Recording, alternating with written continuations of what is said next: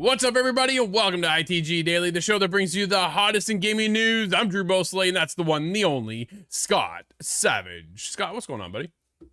Oh, I'm really struggling at the end of Bolt Gun. I have no shame bringing that up because if you've gotten to the end, you know what that includes. Yeah, absolutely. It's a tough one.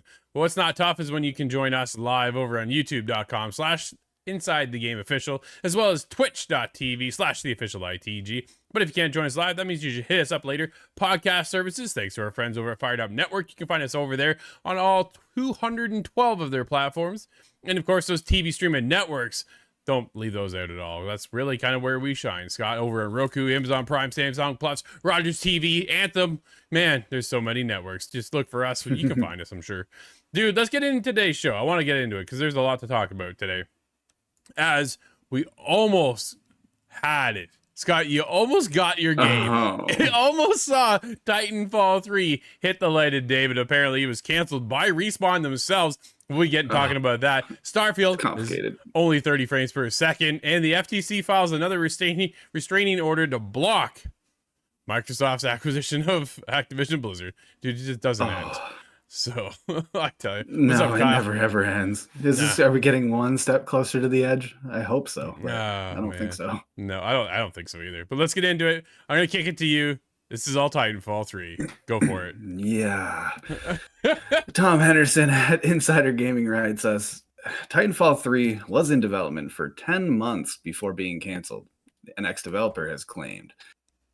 Mohammed Alavi, an ex-developer at Respawn Entertainment, has claimed that Titanfall 3 was in development for 10 months before being canceled.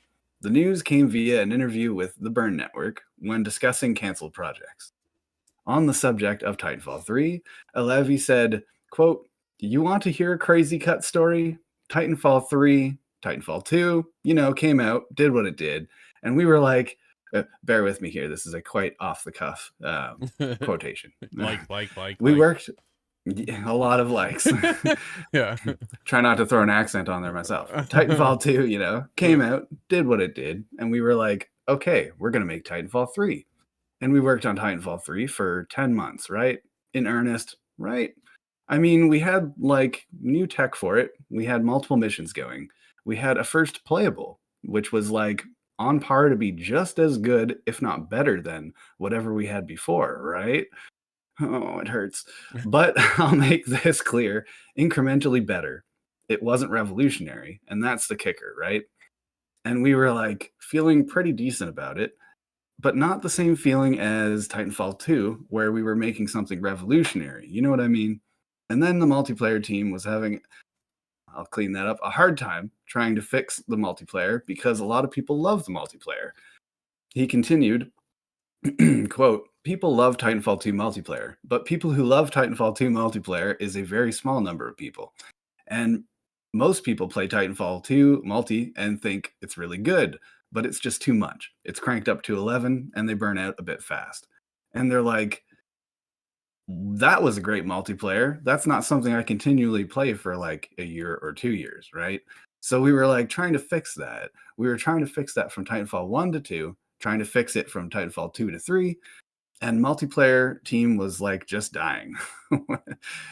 And then PUBG came out. He laughs. And I don't know if you remember Alex Royskowitz, but Alex Royskowitz was starting to play PUBG, and then Jeff started playing PUBG, and then they made a little battle royale map, Titanfall 3 classes. Alevi went on to talk about why ultimately Titanfall 3 was cut, which was to develop a battle royale game in the Titanfall universe, which would later be called Apex Legends.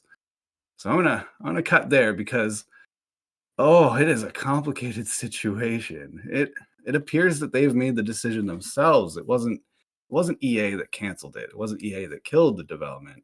It was Respawn themselves kind of looking at Titanfall 3. What could we do with Titanfall 2 to make it better but more digestible? And that's a really hard decision to make. I really don't have an answer for that myself, because what they've done is they've saved themselves from going through sequelitis.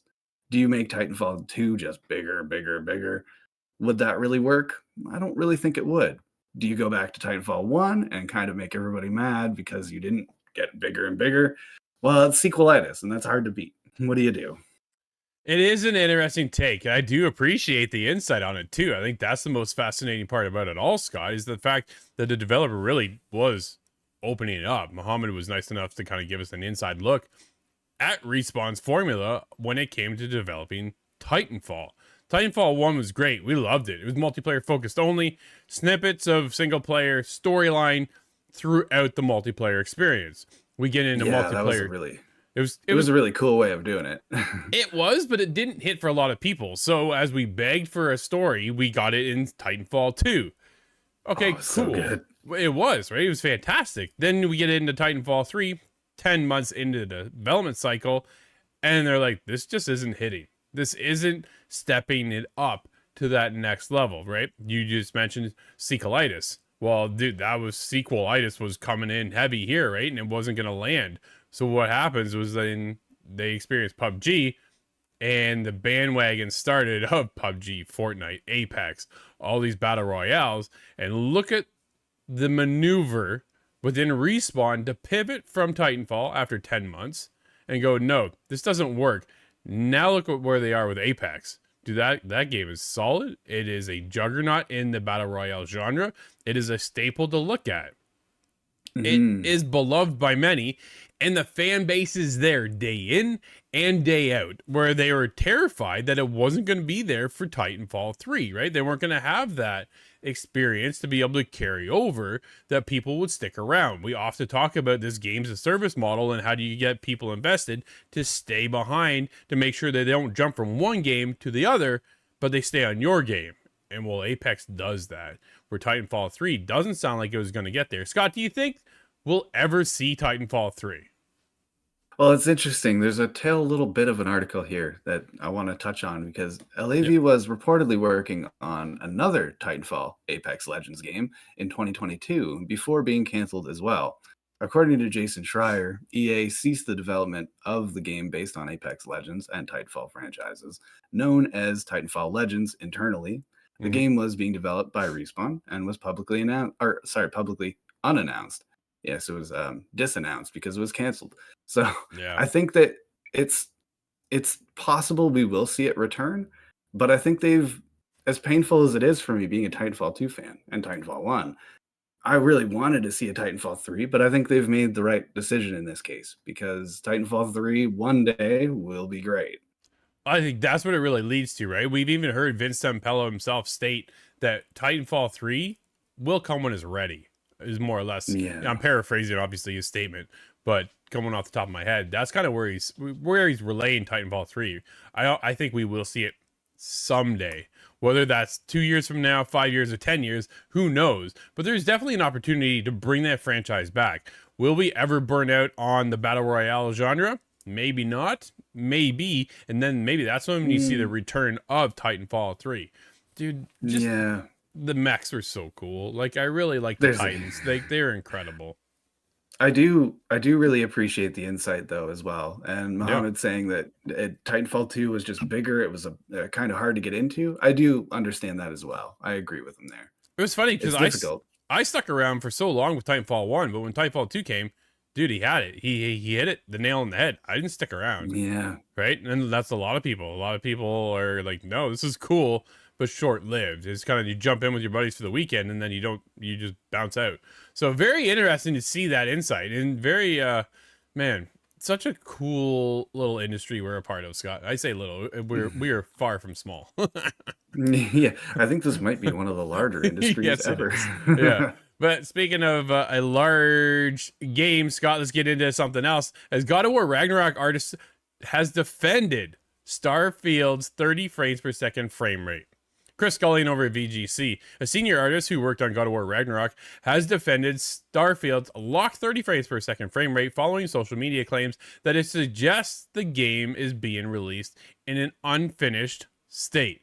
Earlier this week, Starfield director Todd Howard confirmed that the game will run at full 4K resolution on the Xbox Series X and 1440p on the Series S.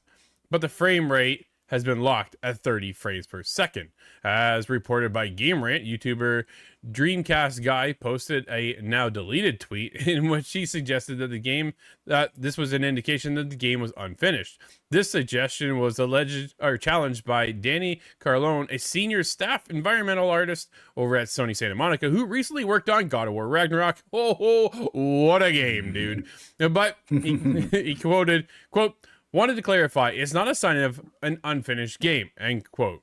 It's a choice. He added, 60 frames on the scale would be a large hit for the visual fidelity. My guess is they wanted to go for a seamless look and less pop-in. And of course, it's your right to dislike the choice. Scott, 30 frames. I think that's fair. 60 frames, 4K, 1080, 1440. Like, we're all over the place here. What matters to you the most?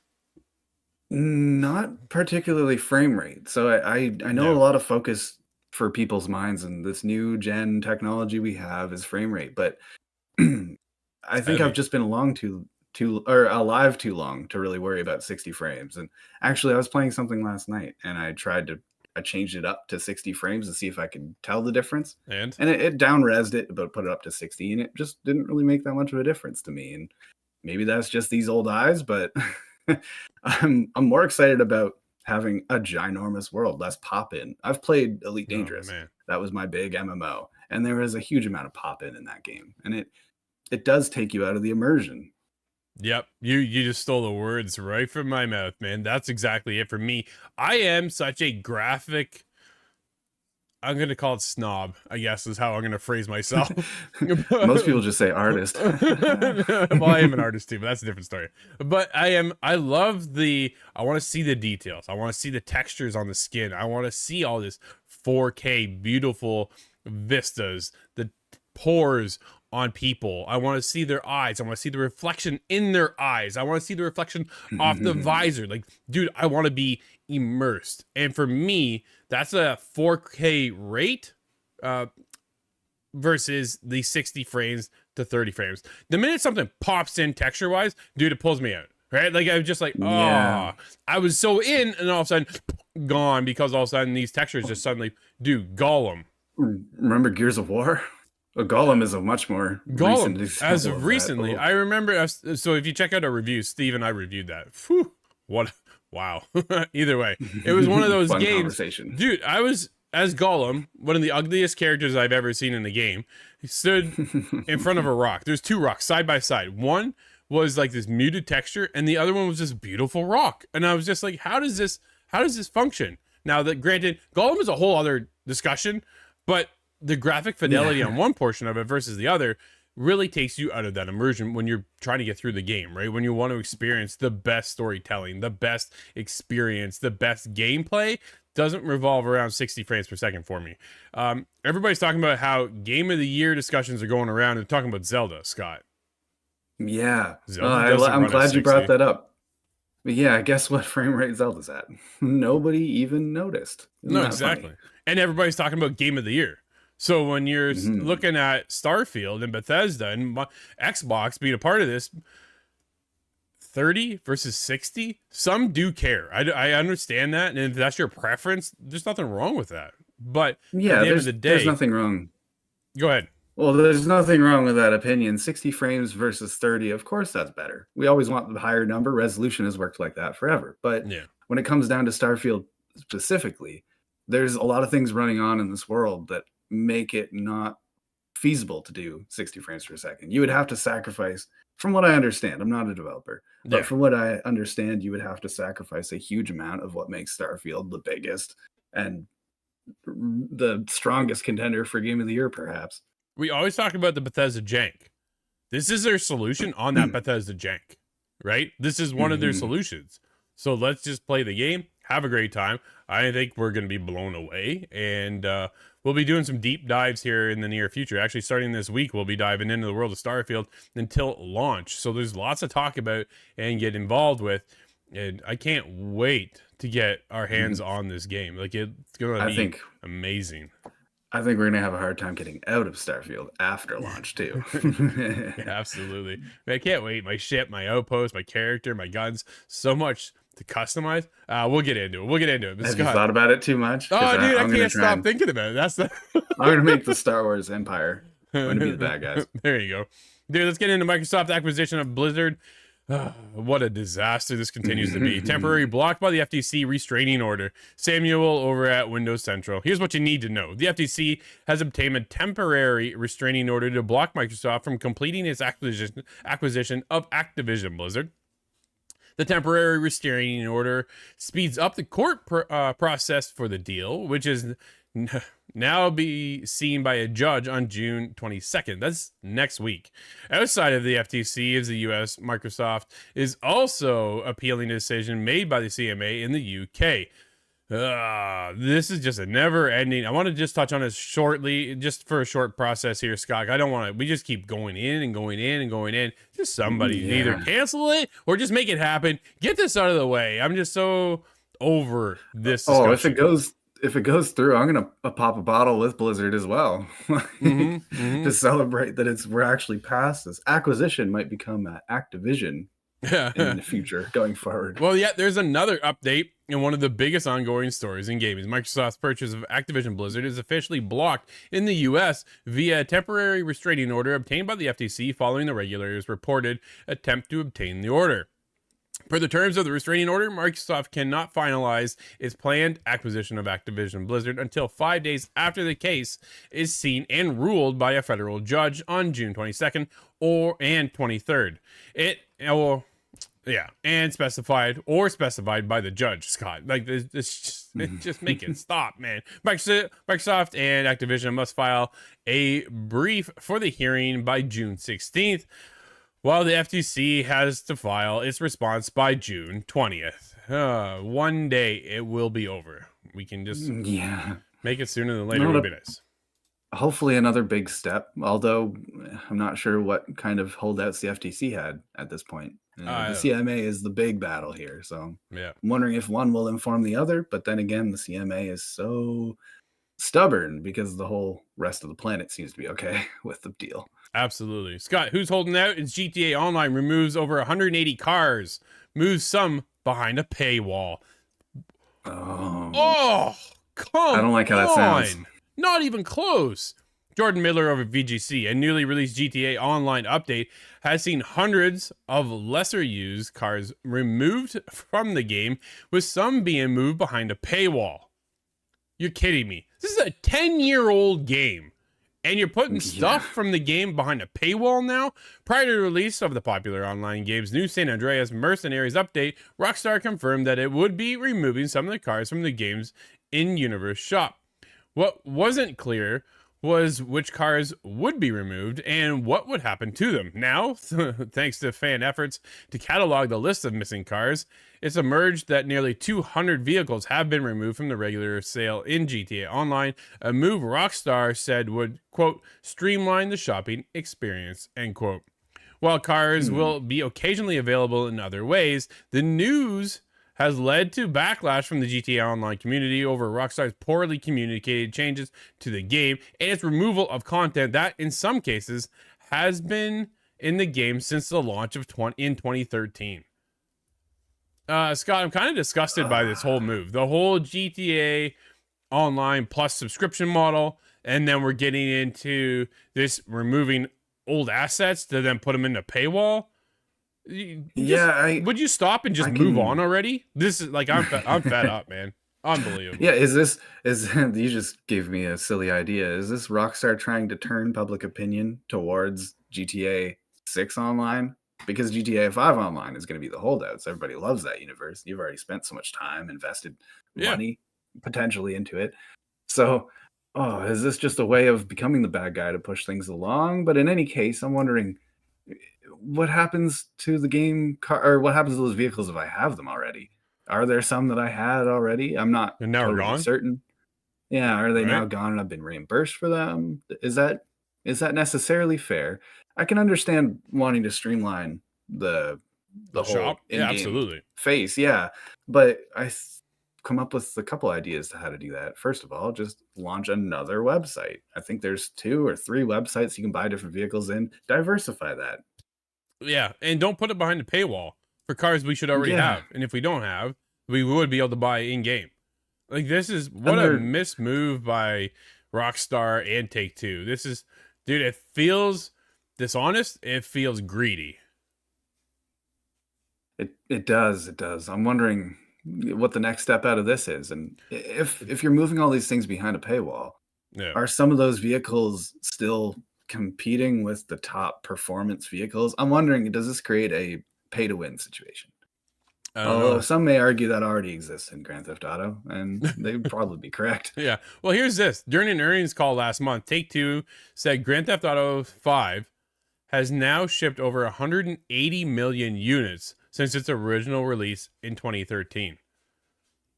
Is that considering both forms of Grand Theft Auto 5, all console releases? Well, that's the other side of it too, right? Because it started way back on PS3, Xbox 360 days, and then it went to PS4, Xbox One, and now we're on PS5 with the Xbox Series X and S update as well. Man, like, I bought this game 4 times. How much more do you want me to spend on this thing while we wait for GTA 6? Well, if we get to PlayStation 6 and there's no GTA 6, it's never happening. It's not coming. Yeah. Like, it's just, why? I don't understand the move, right? that you're supposed to build your community, get it ready for the next game. We're already waiting and biting at our nails to kind of get into GTA 6, find any information we can on it, and instead you're taking stuff that we already own or have the potential of buying within a 10-year-old game and putting it behind a paywall is kind of disgusting. Yeah, I'm wondering, is all of the things I've paid money on this game for transferring over to GTA 6? Is this maybe No, how we're going to argue that? no. Argue for that? GTA 5 and GTA Online will be completely dead, and they're going to shift everything over to GTA 6. Well, you'll have a fresh start, sorry, because you won't be able to carry anything over. They want your money again, and they're going to get it, because I'm there on day one, just like everybody else They're is. going to get it. For GTA 6 and whatever GTA Online 2, 2.0, 2.5, 1.5, whatever that's going to be. Who knows? So I hope it works out better than the jump from Warzone 1 to Warzone 2. That's all I hope for. Hopes and dreams, Scott. Dude, the next article I want to get into, I think we're going to carry that to tomorrow because there's a lot to unpack within that one. But let's get into today as we have a couple games actually out. What are they, though? We have Brave Soldier, Invasion of Cyborgs, that was originally on PC, but is now on Xbox One, XS, PlayStation 4, 5, and the Nintendo Switch. Heist Kitty, multiplayer cat simulator game, is on PC. Drew, I would very much like that game. What? Dubium is on PC. Daydream Forgotten Sorrow is also on PC. Yeah, Heist Kitty, multiplayer cat simulator. That's my favorite simulator game. Oh man, I don't know about this. Have you seen it at all? Like, did you look at it? It's just, where do these games come from? Like, I don't know. There's so many different games out there that there's a little bit for everybody, and I kind of appreciate that. Everyone. Right? It's a unique industry that we're definitely a part of. So it is it is cool. But Scott, what are you playing right now that you're able to talk about? Because each of us have some redacted titles we're not allowed to say. Yeah, I'm not really allowed to talk about one, although I would love to, because it's based on something that I love, and I'll stop it at that. So I've been very happy this week with a lot of games, but Bolt Gun is definitely taking my attention. I'm right at the end, and I need to finish it. But just like any good boomer shooter, they call it, if you don't want to throw your controller at some point, it's not good. Yeah. This is a very good game. That's fair. Yo, I've been heavily invested as of late into Siege, and then I bailed out. I've had a point where I've had to move on, but I've got a lot of reason to move on. Zelda, dudes, Tears of the Kingdom takes my breath away. We were just talking about it on the show today, obviously. There's so much to unpack and discover in that game. You just head off. It's that GTA-esque approach where you go in one direction with some kind of objective in mind and you don't make it there at all, and then you're pulled down here, and next thing you know, I'm in caves. And so those caves, man, those caves are tough. Wow, some of those caves are tough. I got surrounded. I was like, oh, I'm dead. I was like, oh, that's it. I don't make this at all. Bounce back out. Some of the shrines too, I'm like, this is challenging. What do I do here? And I'm trying to figure it out, and then a light kind of pops on. I'm like, here we go. But it's like a comfort food in a sense, it's one of those games. So it's super cool. I like that. And one to go back to, but there's so much to cover. So make sure you stay tuned to ITG. We have so much going on. But until tomorrow, everybody, thank you for hanging out with us. This has been ITG Daily, where we bring you the hottest in gaming news. And as always, I'm Drew. That's Scott. We'll see you tomorrow inside the game.